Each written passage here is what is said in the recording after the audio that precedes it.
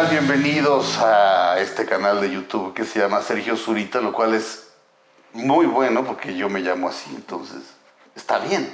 El día de hoy me acompaña...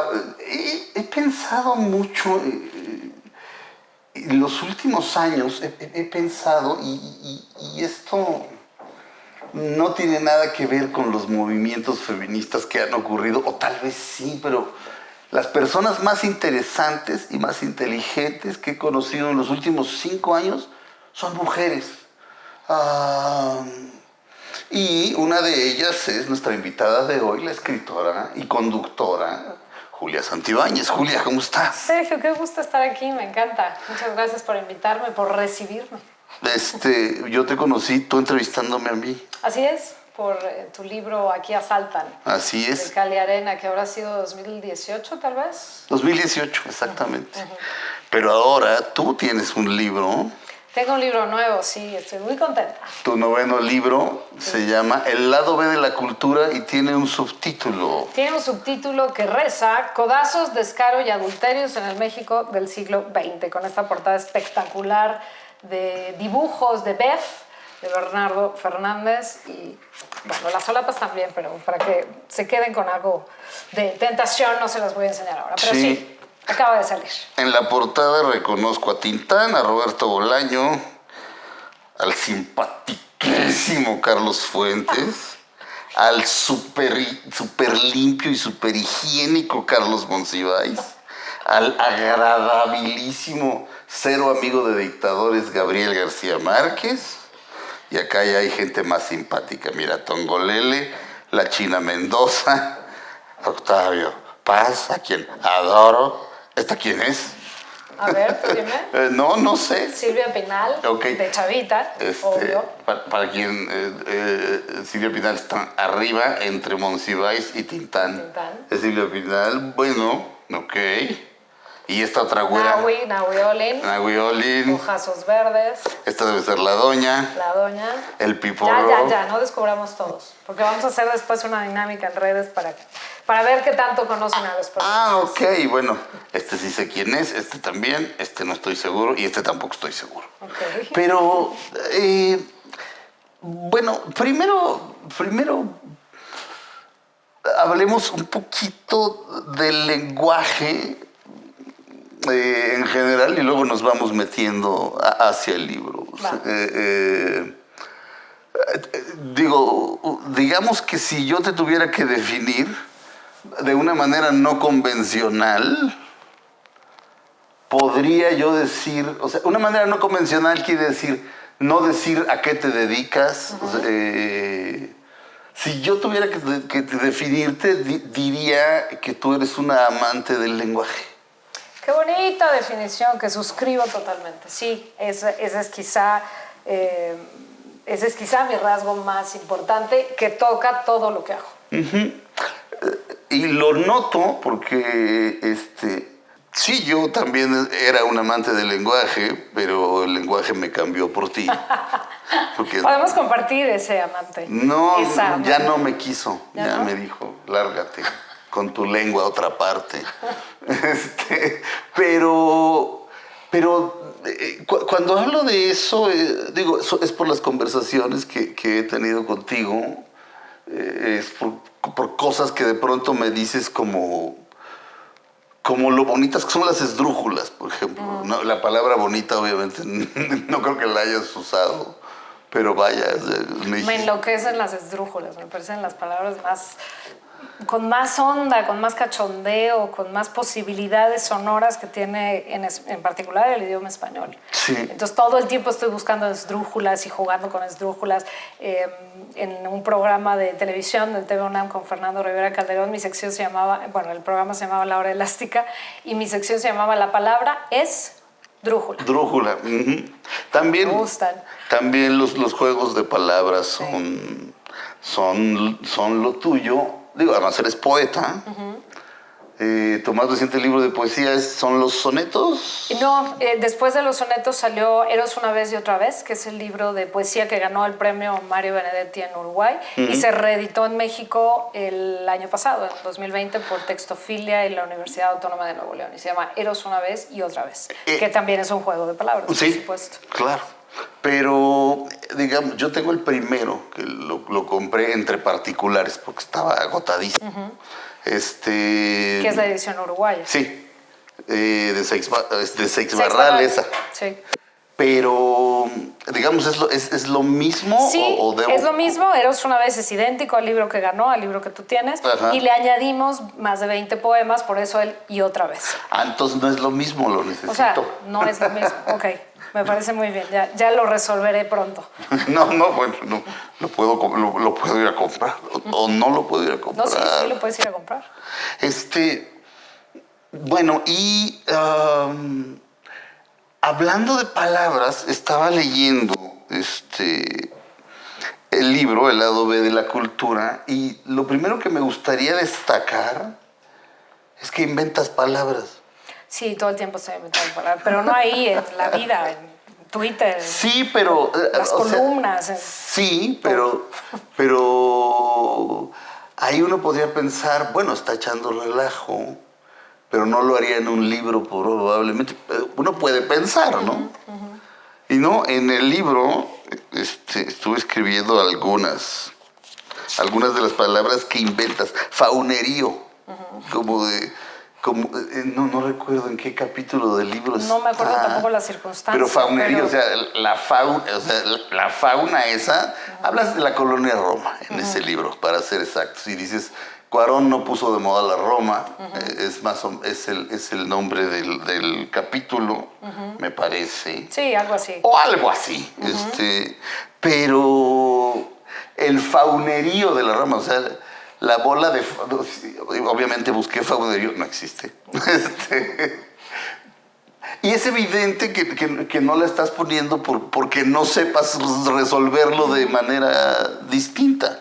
Tengo la idea, creo que la he comprobado muchas veces ya, de que si tú usas una palabra muy manoseada, la gente, todos, la pasamos de largo. A veces ni siquiera la registramos. Si hubiera puesto la fauna de la Roma, la pasas derecho y no te quedas con el mensaje, digamos, el grupo de gente de la Roma, pero te sigues. Si encuentras de pronto un neologismo, como en este caso, te detienes, porque dices, caray, esta no la registro, esta palabra no la conozco. Muchos irán a buscarla, no necesariamente, porque de todas formas se entiende. Sí. Entonces, me gusta mucho jugar con neologismos, tanto en la poesía, como en el libro, como en las columnas, en fin, todo lo que escribo. Fundamentalmente por eso, porque siento que hace que el lector, uno, se detenga y le tengas que poner atención para, a ver, ¿leí mal? Y ese juego me gusta mucho. O sea, creo que logra un nivel de atención que normalmente no tendrías. Y lo uso no indiscriminadamente, o sea, debe haber, no sé, 5 o 10 neologismos máximos en el libro. ¿Me vas a desmentir? Aquí tengo 1, 2, 3, 4, 5, 6, 7, 8 y los empecé cuando me di cuenta de que lo estabas haciendo. Ya no me regresé por los otros 4, que más o menos. Pero no son muchísimos. No. Y todos son así de comprensibles. Faunerío, o sea, es muy cerca de fauno, de la fauna, en fin. Enneciadamente. Enneciadamente, pues sí. Yo pedí un vaso de mezcal y me traían un caballito. Y yo enneciadamente decía, no, yo no quiero un caballito, yo quiero un vaso. Sí. Entonces, enneciadamente es un adverbio que no existe, que todo hablante de español puede entender, pero que al mismo tiempo le da como una coloración, una temperatura distinta al texto, me parece. Entonces, por eso los neologismos por todas partes. Y enneciadamente viene porque uno de los personajes del libro, del cual todavía no hablamos de qué se trata, pero no importa, uno de los personajes del libro quiere enneciadamente casarse con alguien. Luego, indiferentiza. ahí no recuerdo el contexto. Yo tampoco me pero- acuerdo del contexto en general de los neologismos, pues sé Sí. que los uso, pero no, ahorita no recuerdo en qué contexto, pero si yo te miro o si yo te indiferentizo cuando entro al salón, pues quiere decir que no te peleé. Que no me... Ajá, Que simplemente saludé a los demás que estaban ahí y actué con indiferencia, sí. ¿no? Sí, este que viene habla de un pleito. No me acuerdo. Salvador Novo es el personaje más peleonero de todo el libro. Sí, totalmente. Salvador Novo, el grandísimo Salvador Novo, pones una cita de Octavio Paz diciendo que cuando murió decía, era muy inteligente, era muy talentoso. Pero no escribía con sangre, escribía con caca. Así, Entonces, tal cual, cita textual. la sola idea de pensar en Octavio Paz diciendo caca. Me encanta, no sé, nuestro premio Nobel. Con su manita. Sí, pero a mí me gustaba mucho cómo hablaba, o sea, lo imito por admiración, me fascinaba cuando salía mucho en tele, Sí. que era mucho, pero la Malditidad. la malditidad es, no sé, es una bronca entre un par de intelectuales. Y de pronto, cuando llegan ya así a decirse lo peor y pones la malditidad entre los intelectuales. Creo que ahí me refiero, que es muy buena la anécdota, si es que no lo usé ahí, lo debí de haber usado ahí. Guillermo Cabrera Infante, escritor cubano muy importante, pues tenía un sentido del humor bastante, digamos que bastante cáustico. Entonces, un personaje, un escritor, se suicida y Guillermo Cabrera Infante sale a decir que pues es que quería ser parte del boom. Del boom literario. latinoamericano. Claro. Entonces, si no lo dije ahí lo tenía que haber dicho. Déjame. Híjole, esta es buenísima.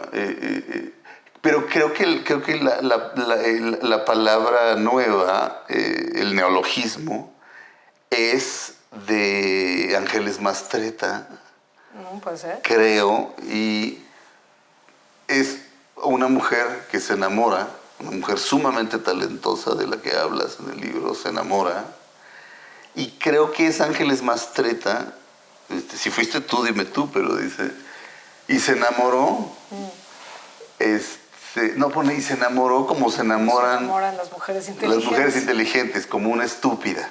Eso es de Ángeles Mastretta. Pero luego tú pones que le pasa a las talentosas y a las destalentadas. Sí, no sé si lo dijo Ángeles Mastretta, si lo dijo, lo desconozco. Pero esa me la inventé yo, pero probablemente ya la había dicho Mastretta, no sé. No, creo que está así. Destalentadas, digo, se entiende. Falta de talento, o sea, carente de talento. Es que a veces siento que, y falta de talento, ya usaste 3 palabras. En cambio, destalentada en una sola, ya te quedó clarísimo cuál era el sentido. Entonces también, incluso por economía lingüística, a veces me invento palabras sobre la marcha, porque tengo que cumplir con un número determinado de caracteres. En cada capítulo tenía que entrar X número de caracteres y me estoy pasando, pues entonces empiezo a revisar de qué manera puedo ser más eficiente con el lenguaje. Entonces, los neologismos tienen muchos orígenes. En mi caso, el primero es divertirme con el lenguaje, jugar con él, invitar al lector a subirse a ese carrusel donde estamos dando vueltas y divirtiéndonos, pero luego también tienen razones muy pragmáticas como esa, ¿no? Cortar caracteres para que entre lo que necesito que entre en un determinado espacio. Te voy a leer otras 3 y ya, te lo prometo. Venga. Dices, hablas de Vitola, de la gran comediante, que por cierto, gracias a tu libro me enteré de que era judía, aunque tú no lo dices, tiene un apellido judío, se apellida Kaufman. Sí. Probablemente es judía. Seguramente sí, aunque no encontré el dato específico. Pero sí. Seguramente. Y decís que se movía de manera agirafada. Es que quien Pues quiera como que haya visto El Rey del Barrio, la película El Rey del Barrio con Tintán, no puede, creo, necesitar mayor explicación. Se mueve como una jirafa. Sí. Larga, flaca, cuando era absolutamente el contramodelo femenino de la época, que eran muy redondas, sí, muy claro, carnosas y tiposas y demás. Y bueno, la Vitola era completamente lo contrario. Entonces ella explota en El Rey del Barrio en concreto, con Tintán, esta cualidad de jirafa suya, un cuello enorme, y entonces, claro, se pone a bailar, digo, no pretenderé imitarla porque no me sale, ni lo intentaré, pero me parece muy divertido su bailar, entonces, pues sí, me encontré ese adjetivo y dije, claro, sí, parece una jirafa, pues hay que inventarle un adjetivo. Demasiadismo, bueno, eso se entiende. Creo que ese lo uso, creo que es el único que me acuerdo que usé. ¿En qué contexto? Hablando de Nahui Olin, esta pintora, escritora, modelo, en fin, tuvo muchas facetas, y lo suyo era el demasiadismo, o sea, no era quedarse en medias tintas, no era ser decorosa ni políticamente correcta, quién sabe cómo le hubiera ido en esta época, pero ella se tiraba a matar con lo que fuera, entonces, claro, lo suyo era el demasiadismo. Muy bien, y la última, sangraje. Que esa sí no me acuerdo en qué contexto pero tampoco. Esa podría existir. Pues todas podrían existir, ¿no? Porque ya existen. Cualquiera las entiende. Sí. No tienes que, híjole, no tengo idea de qué se trata, tengo que meterme a 5 diccionarios. Pero bueno, creo que me refiero también a las broncas entre intelectuales o a las broncas de matrimonios, de artistas, en fin, y bueno, pues se dan unos sangrajes bastante notables por ahí. Creo que en ese contexto la uso. No sé. Bien, ahora digamos que la pregunta obvia y que te vas a hartar de contestar en todas las entrevistas, por eso te quise entrevistar inmediatamente, para que no me toque a mí otra vez. No es cierto.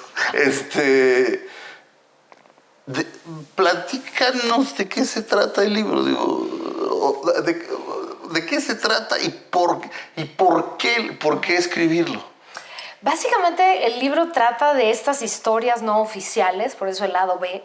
Solemos hablar del lado A, es el que todo el mundo conoce de alguien, y el lado B es lo que no se dice, porque es políticamente correcto, porque la familia no quiere que se mencione, en fin. Y todos los personajes del mundo de la cultura, y aquí quiero señalar que en el libro hablo tanto de alta cultura, me choca el término, pero es el que permite entenderlo para toda la audiencia. La alta cultura, Octavio Paz, Elena Garro, Bioy Casares, lo que sea, como la cultura popular, Tintán, Tongolele, Vitola, Piporro, en fin. Entonces, abarco mucha amplitud, una gran diversidad de personajes del siglo XX mexicano, de entre los 20 y los 70, y lo que me interesaba era justamente su lado B, lo que no se suele contar, con quién se emborrachaban, quiénes de ellos acabaron en Lecumberri, que era la prisión hasta los 70 en México, en la Ciudad de México, quiénes hicieron cuadrángulos amorosos, porque aquí no nada más se conformaban con triángulos, sino había cuadrángulos y de serie mundial, digo por ahí, cuáles eran los nombres de muchos de los personajes que conocemos y que no tenemos la menor idea de cuáles eran sus nombres reales. Entonces, como todo esto, lo no sabido, lo no canónico, lo no solemne, esto era lo que me interesaba. Y básicamente porque tengo una curiosidad enferma, o sea, me interesa todo y todo quiero aprender y todo quiero saber. Entonces me empezaba a meter por un lado y decía, es que está padrísimo, ¿y quién lo sabrá? Y le preguntaban un par de cuates, oye, ¿tú sabías que Vitola es de origen canadiense y que se apellidaba acá? No, pues no. Tú no, pues tampoco. Y resulta que nadie sabía las cosas que yo tampoco sabía, por supuesto, o poca gente las sabía.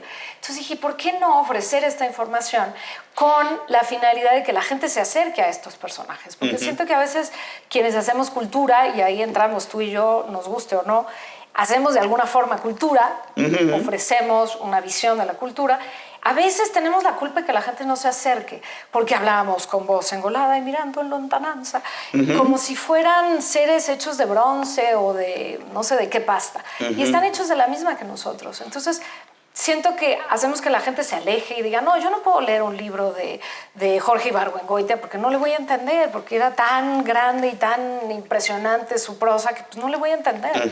Entonces la idea del libro es bajarlos a nivel de tierra, ¿no? Personajes de a pie, y conocer esas facetas suyas, y en última instancia me encantaría que ocurriera que la gente se acerque a leerlos, a ver sus películas, a visitar su trabajo plástico, en fin, a oír su música, lo que sea.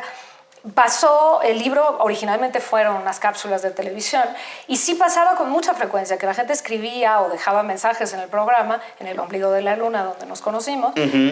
Muchas veces la gente, después de hablar de Agustín Lara, Entonces escribían y decían, oye, qué padre, no sabía eso, ya me dieron ganas de ir a poner un disco de Agustín, o nunca lo he oído, chavos que dicen, nunca lo he oído, lo voy a buscar. En fin, entonces, en última instancia, eso me encantaría que pasara. Que no solo el lector, la lectora se quede con lo que cuento en el libro, sino que vaya más allá y se acerque a un libro de Josefina Vicens o quiera, no sé, eso, acercarse a la obra de David Alfaro Siqueiros, por ejemplo. Ese es lo último que quisiera que ocurriera. Pero antes de eso, sobre todo me interesa que lo disfruten, se diviertan y se quiten esta idea de solemnidad que malamente ha acompañado a la cultura. A mí me pasó, digo, ya me pasó con el libro. Había visto el nombre por ahí, por supuesto, pero no tenía idea realmente no tenía idea de la existencia de Inés Arredondo. Lo cual supongo que debe ser un poco penoso.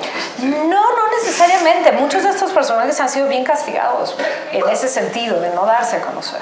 Pero digamos que siendo escritor, aunque no lo sea yo de tiempo completo, tuve la impresión de que debía conocerla y no la conozco. O sea, y aquí hablas de ella y bueno, hay un famoso, es un ensayo, el de Virginia Woolf, de una habitación propia. Sí, claro. Es un ensayo, correcto, en el que dice que las mujeres obviamente no habían evolucionado a la par de los hombres como escritoras porque carecían de una habitación propia. A room of one's own. Exacto. Una habitación que pueda llamarse mía, donde tenga privacidad, donde no tenga que estar todo el día lavando platos y cuidando niños, sino que sea una habitación para mí y donde yo pueda dedicarme a crear. Y que curiosamente, probablemente Virginia Woolf no sabía de la existencia de Sor Juana. Probablemente no, pero de todas formas Sor Juana fue un caso absolutamente singular. No solo en la historia de México e Hispanoamérica, del mundo. Sí, claro. Sí. Pero vaya, tiene que ver con el desarrollo de Sor Juana, tiene que ver con su habitación propia. En el convento, pero sí, su habitación propia. Incluso el ensayo de Virginia Woolf habla de una hermana de Shakespeare, de una posible hermana de Shakespeare que pudo haber llegado tan lejos como él. Y en efecto, pero aquí estás hablando de Rosario Castellanos. Lo que pasa es que, bueno, hablemos de Rosario Castellanos y luego digo la otra idea, porque si no me voy a ir a quién sabe dónde. Cuentas de Rosario Castellanos, una gigante. Por cierto, ¿a ti te gusta utilizar palabras como personaje o giganta? Sí, giganta nunca leí la palabra giganta, pero si dices personaje, y obviamente sabes que lo correcto es personaje, pero también te gusta romper las reglas en ese sentido. ¿Por qué? Pues porque me divierte mucho, porque no, empecé a usarla cuando mi hija era muy chiquita y entonces yo le empecé a decir la personaja. Así de, a ver, personaje, vente a comer o lo que sea. Claro que ella no entendía lo que era personaje, pero decía, la personaje está horrible. Entonces le empecé a llamar personaje. Y de ahí en adelante, la adolescenta, a mis amigas muy, muy íntimas, muy cercanas, les digo corazona. Creo que no desde una visión estrictamente feminista, aunque lo soy, pero no es una reivindicación de género, sino es más bien primero que nada un juego. Eres mi corazona porque eres mi carnala, pues. No es una declaración de amor, sino es un juego con el lenguaje que de nuevo descoloca y de nuevo hace que uno se detenga. ¿Qué dijiste? Sí, dije corazona, sí, dije adolescenta. ¿Por qué no? Sí. El lenguaje está para que juguemos con él todos, creo, y es una invitación a la audiencia que también juegue con el lenguaje. Es propiedad de todo hablante, así que no hay por qué no jugar, creo. Muy bien. Ahora, Rosario Castellanos, que básicamente es una grandísima escritora. Es tremebunda. Con una vida tan triste. Obviamente es chapaneca, y era amiga de Jaime Sabines. El poema que escribe Jaime Sabines después de morir, ¿tú recuerdas esa parte en la que básicamente la insulta porque está muy frustrado de que haya sido tan triste. Porque ella muere bastante joven en Israel y muere por una electrocución, muere electrocutada. Y se ha discutido muchísimo y se ha escrito muchísimo sobre si fue un suicidio, si fue un accidente. Todo indica que fue un accidente, pero bueno, lo que sea. Y claro, Sabine es su amigo y además conocedor de los tamaños literarios de Rosario, pues claro, se enoja con ella y le escribe un poema muy, muy furibundo, como a todos los que se nos ha muerto alguien querido, pues te enojas con el que se muere. O sea, aunque no haya tenido la culpa, te enojas con el que se muere. Y bueno, sí, ahí está ese poema de Jaime Sabine, sí.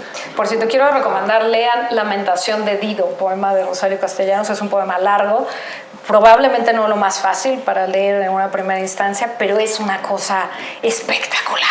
No puede ser ese poema Lamentación de Dido, es de mis favoritos en la vida entera, y como sé que tu auditorio suele leer, entonces por eso me atrevo a recomendar. Lamentación de Dido está en muchísimas antologías, o en internet incluso. Muy bien. Ahora, contar estos pasajes de la vida privada de los mismos, digamos que contar la triste vida de Rosario Castellanos es que en algún momento si pones una cita y ella dice que siente que está de más, como que sobra en el mundo. Es tremendamente triste que un talento de ese tamaño sienta eso.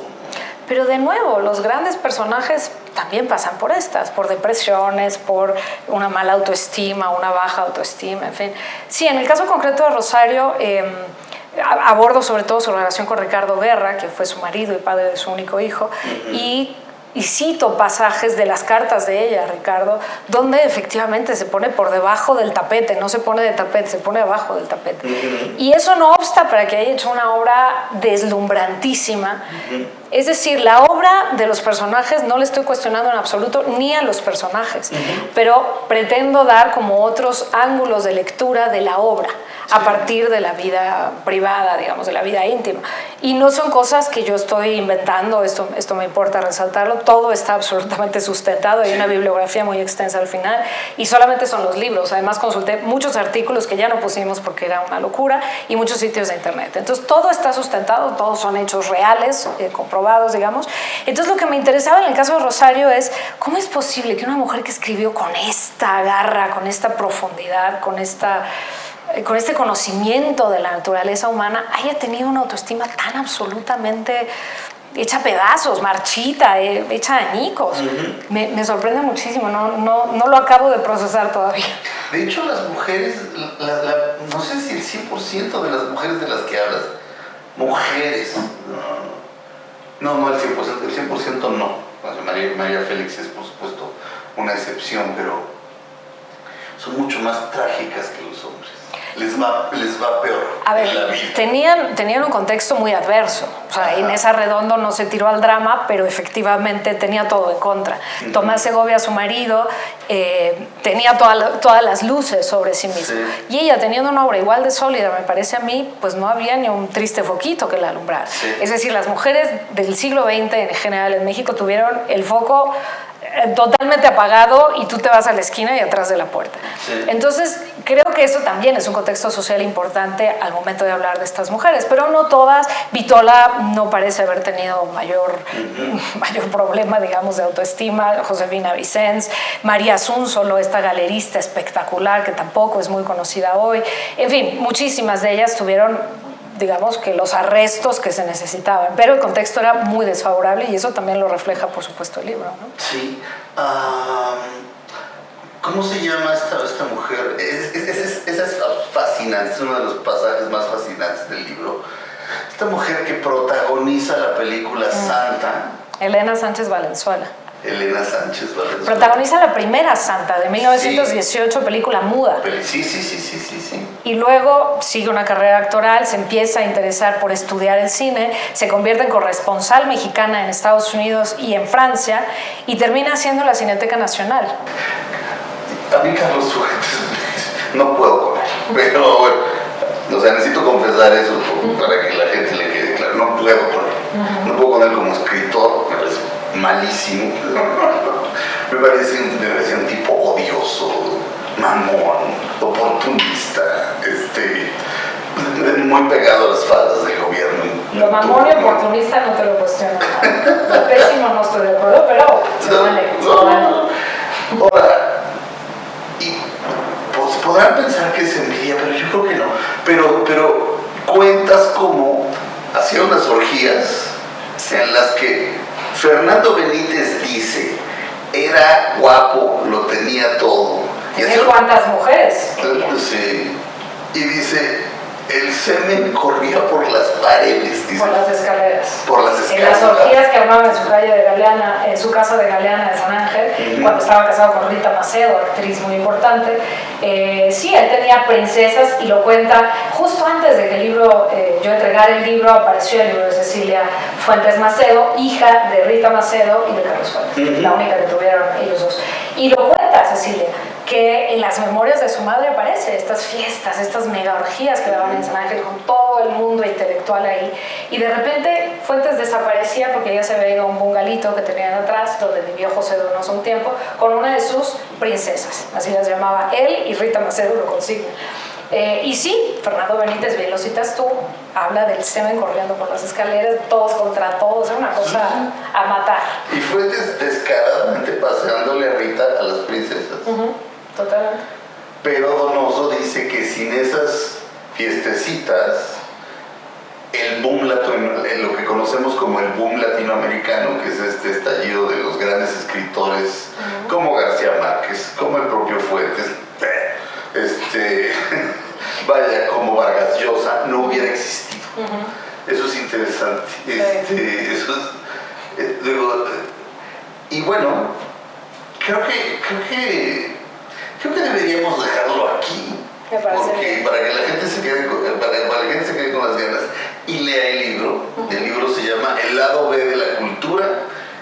Tú eres Julia Santibáñez. Yo soy Julia Santibáñez. Codazos, descaro y adulterios en el México del siglo XX. El lado B de la cultura, otra vez. El libro El lado B de la cultura, codazos, descaro y adulterios en el México del siglo XX, de Julia Santibáñez, que aquí está. Julia, muchísimas gracias. Al contrario, Sergio, me encanta tu lectura. Gracias por ir a contracorriente de todas las entrevistas. Eso se agradece muchísimo. Bueno, no lo intenté, así salió. O sea que ya sé, siempre es así contigo, eso me encanta. tú eres una de esas mujeres que he conocido súper interesantes e inteligentes en estos últimos años. Muchas gracias, para mí es un honor que lo digas tú además. Muy bien, gracias. Esto fue mi canal de YouTube. Los invito a que se suscriban, sus pulgares arriba si les gustó, y nos vemos la próxima semana. Bye.